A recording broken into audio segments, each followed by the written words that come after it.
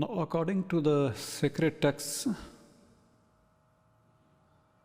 that cannot be questioned, the holy books, or you can say according to the truth that cannot be suspected or that needs no investigation. This existence is composed of 84 lakh incarnations, and in that whole arrangement, the human incarnation seems to be the crown of that pyramid. This incarnation has got some peculiar abilities, some peculiar potentials that are not available to the rest of the existence. Most of the existence is quite automatic. The evolution of a stone into a tree, into a plant, the evolution of a plant into an animal, and then the evolution of an animal to a human being is all very automatic, and there is no deliberate effort at any point on that evolutionary graph where an individual soul can practice willful action. Maybe because we are surrounded by an ocean of human beings that we fail to see the hidden potential, the hidden ability of our own incarnation. And maybe because we have got used to being pushed and pulled by the forces around us, by the whole cosmos, that we are unable to see that from this step on the ladder of evolution, we can jump into the mystery of the cosmos. We can jump into the wisdom of the cosmos. You cannot even imagine an elephant or a lion looking at its own fear or anger and then saying to itself, look at that fear of mine, look at that anger of mine. So there is no such conscious knowing of what it is, what I am, and what the meaning of the whole cosmos is, and how the individual soul fits into that whole mechanism. So this peculiar ability of the human incarnation, this peculiar potential of the human incarnation opens up for an individual soul innumerable possibilities. And I think it is the availability of these possibilities that brings in the thing called dharma. It is, I think, here that dharma comes into existence, because it brings to your notice your own responsibility as a soul to evolve in the way you choose to evolve. Imagine being a stone. Imagine lying at the same spot for years and years and waiting for the forces of nature to erode you, to corrode you, to turn you into a powder, into dust, so as to jump to the next level of evolution. Imagine being a tree,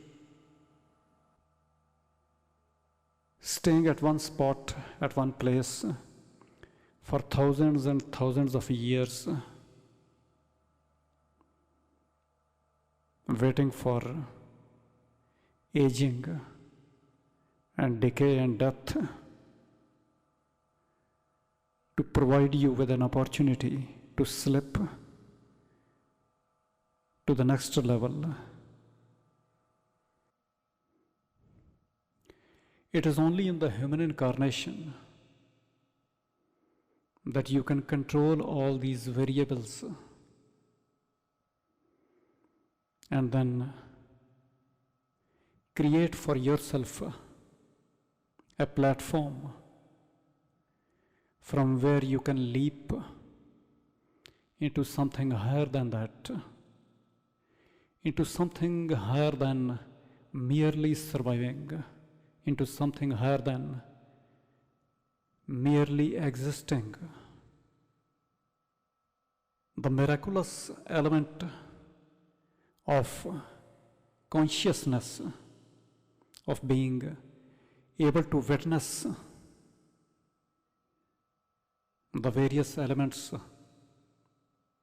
or even witnessing circumstances, situations,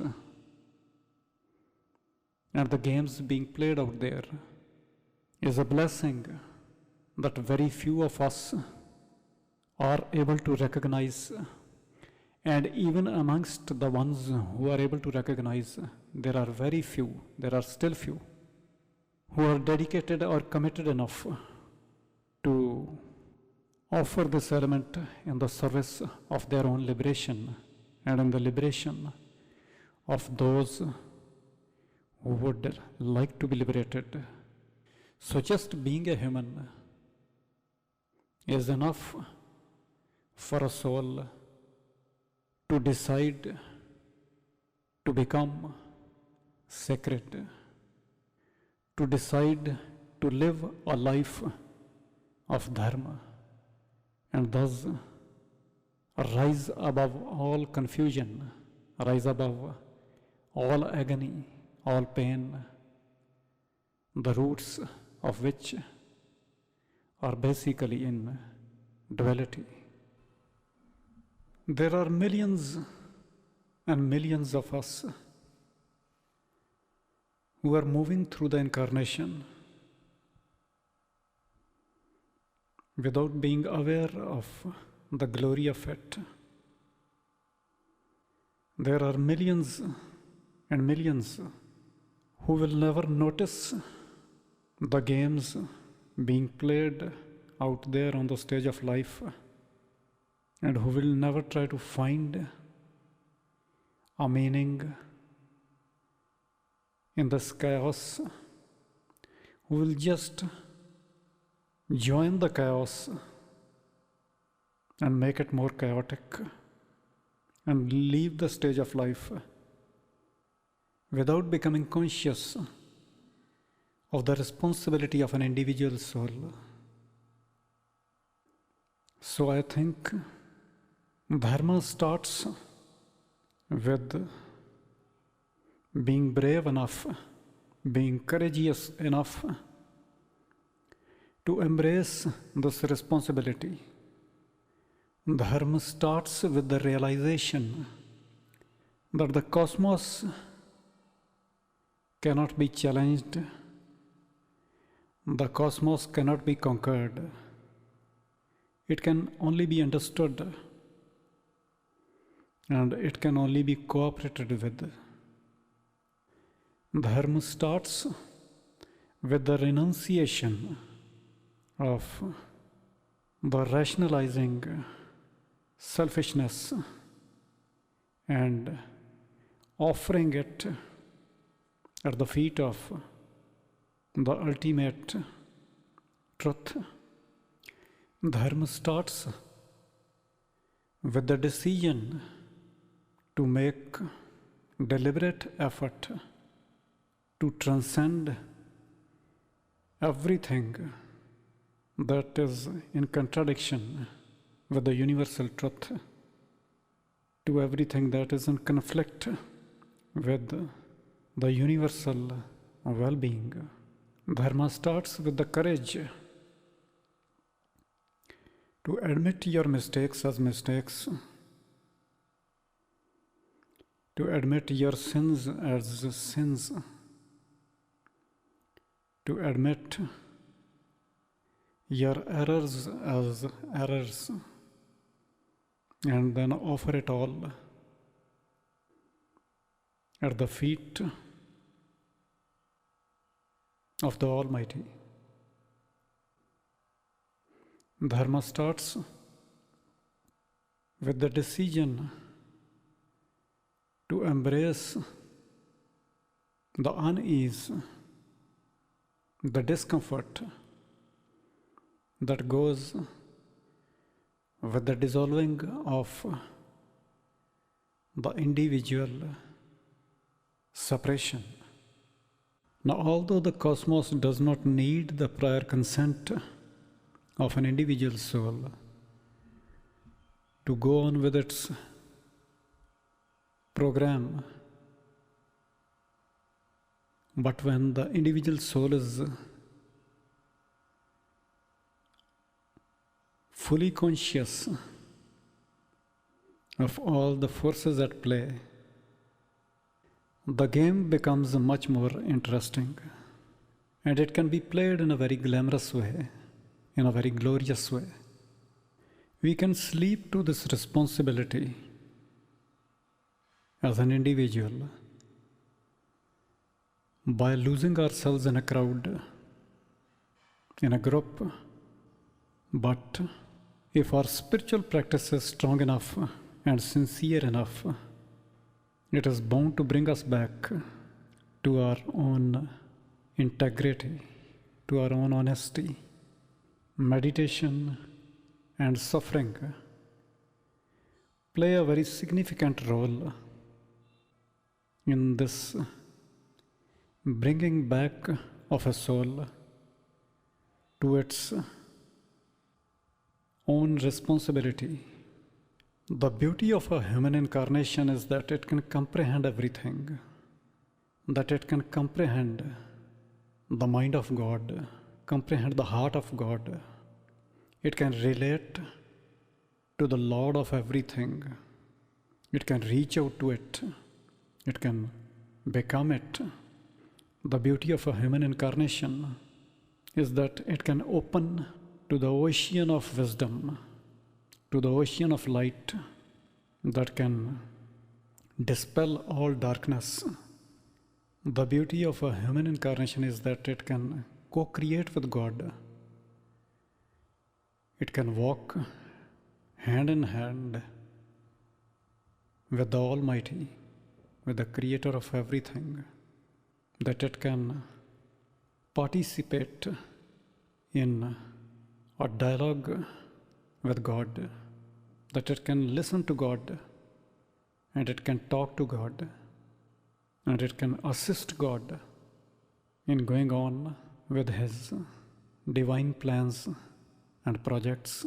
The beauty of a human incarnation is that it can play an instrumental role in establishing on earth, on this planet, the glory of life, the glory of righteousness, the glory of truth. The beauty of a human incarnation is that it can voluntarily offer itself in the service of something as big, as giant as mankind, that it can sacrifice itself for something as big as that it can play such a significant role in the divine mechanics, in the divine game. Now, when we refuse to live a responsible life, we are bound to live a reckless one, one that creates or sponsors a lot of suffering for ourselves and for others.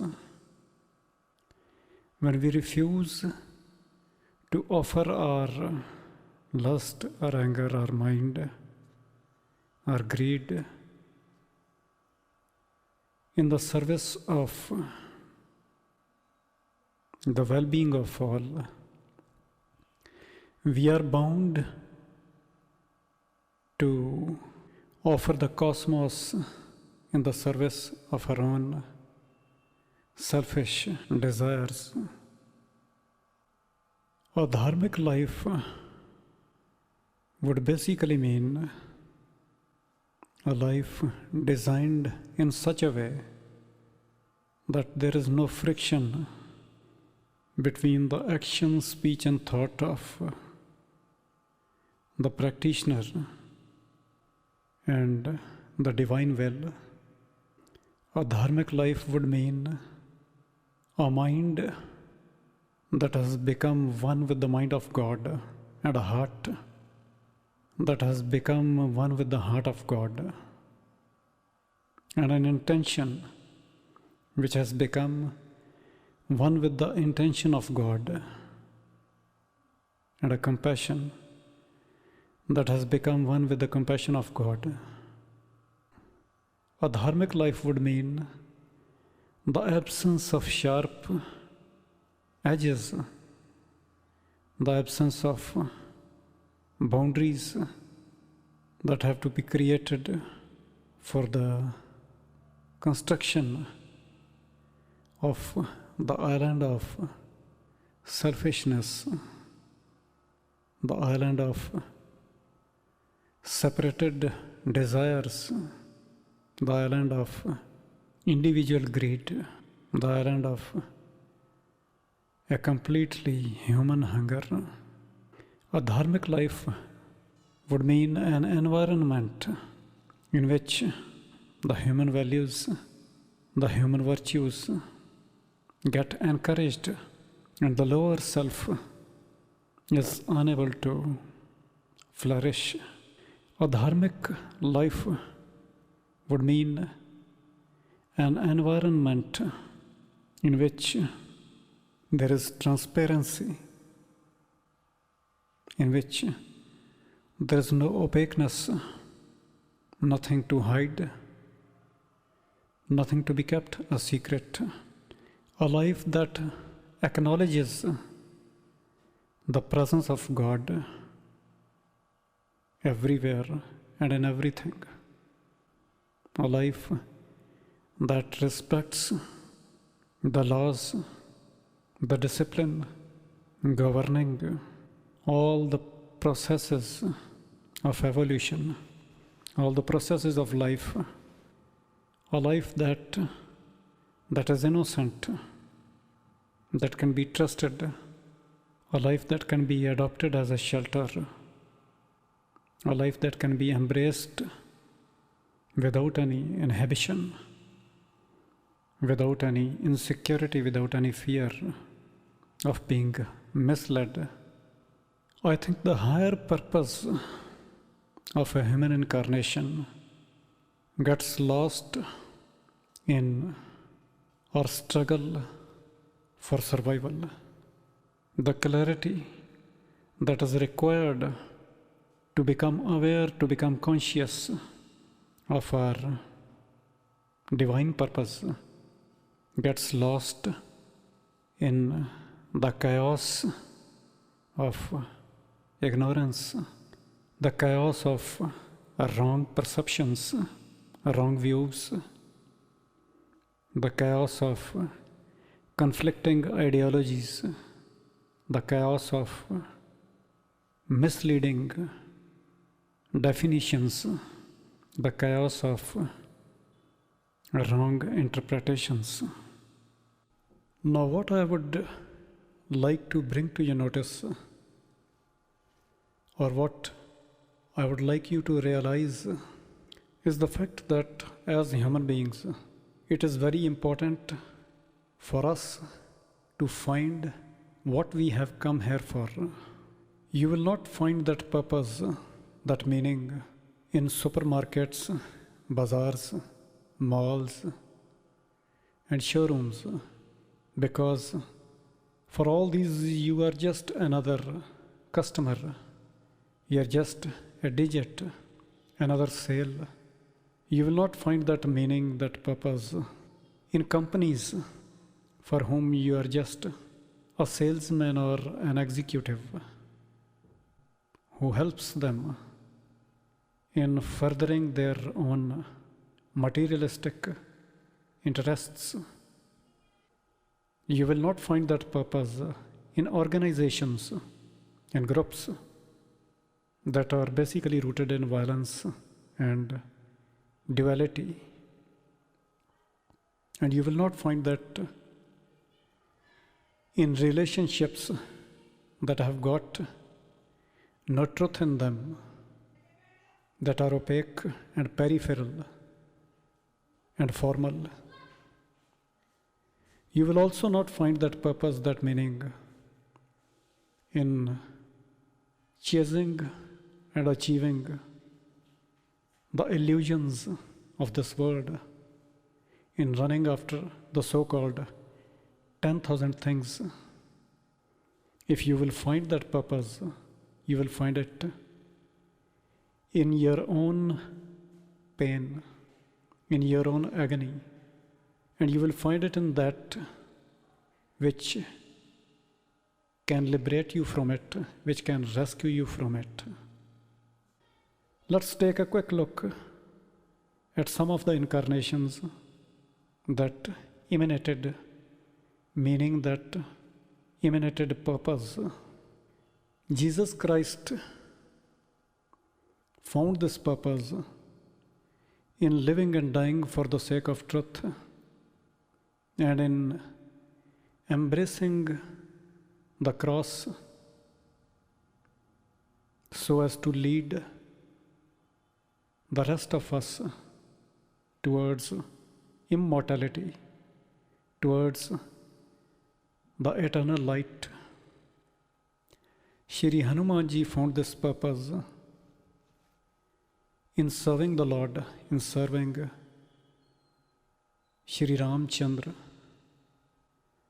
Arjun found the same meaning, the same purpose in becoming an instrument of righteousness and in becoming a statement of Nishkam Karma, or the essence of Karma Yoga. Souls like Mahatma Gandhi, Nelson Mandela, and Martin Luther found this purpose in standing up for human rights, for birthrights. Martyrs like Bhagat Singh and Udham Singh found this purpose, found this meaning in freeing their nation of foreign rule, in liberating their country from oppression. Souls like Acharya Rajneesh and Baba Ramdas found the same meaning in exploring and discovering truth, in playing with the mystery, in playing with the edge of things, and then bringing those insights, those realizations into the world, to the rest of us, sharing that truth, that experience, that mystic knowing with the rest of us. So you need to find your own purpose, your own meaning, because a purposeless incarnation becomes a nuisance for the cosmos. Those who have a very vague idea of where they are going are bound to interfere in their own incarnation and in the lives of others, and thus create suffering for themselves and for others, and add to the anarchy, to the chaos that is already there. Now, if someone aspires to become the richest man in the city or in the country, or someone wants to be a great sportsman, excel in that,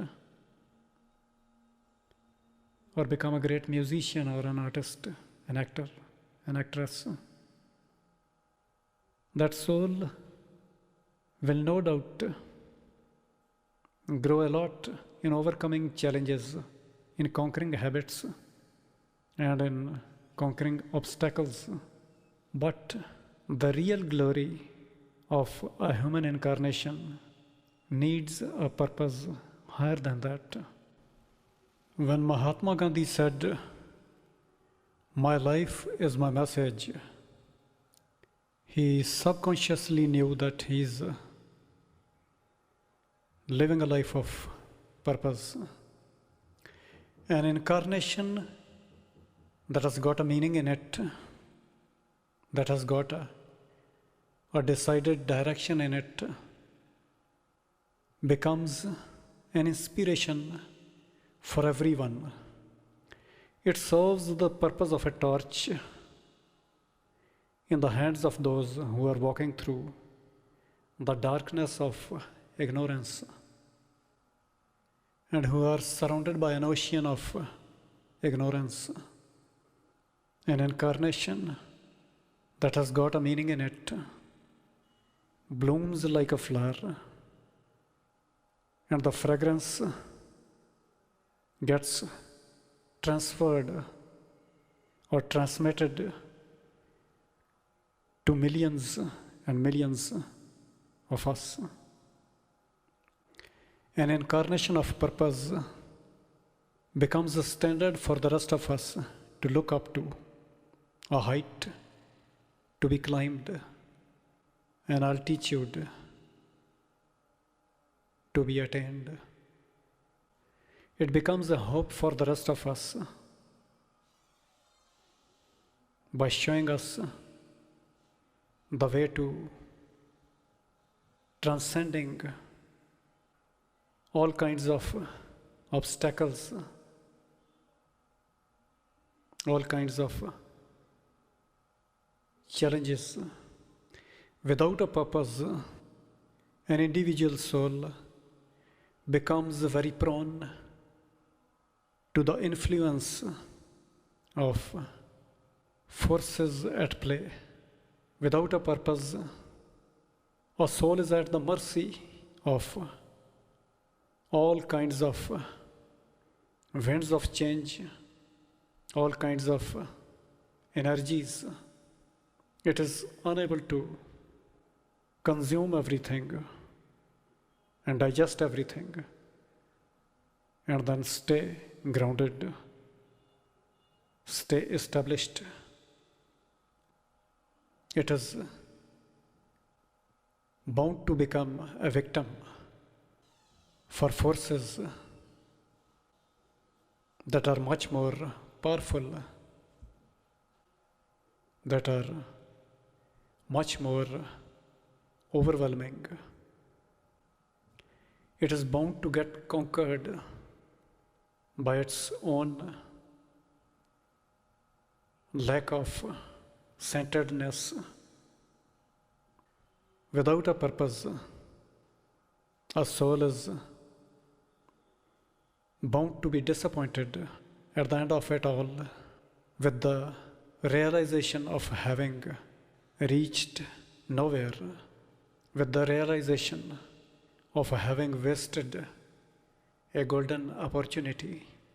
Without a purpose, a soul is bound to be dictated by the powerful elements within: the mind, the lust, the anger, the greed, the attachment, and the ego. And it is bound to become a toy for all these forces, for all these energies.